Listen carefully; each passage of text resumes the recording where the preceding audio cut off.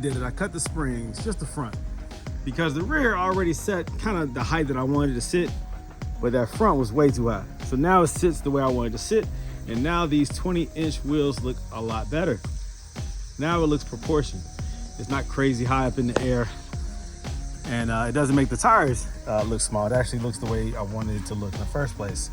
So the gap between the fender and the tire is just right. Look at that. It's gonna naturally lower the rear a little bit when you drop the front. But like I said, the rear was already kind of how I wanted it to be in the first place. I just need that front lowered. So now it looks just right. Just the way I wanted it to look. I cut one coil, or one, I guess, complete round section of the front spring. And that was perfect. That's not too much where it's not gonna impact the way that the car drives or handles. It'll still handle the way it does. There's still plenty of coil left for a nice, soft, comfortable ride.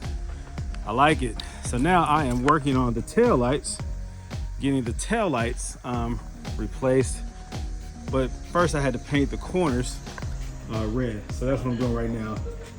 I just painted that. I'm gonna let that dry, and then these will be coming off.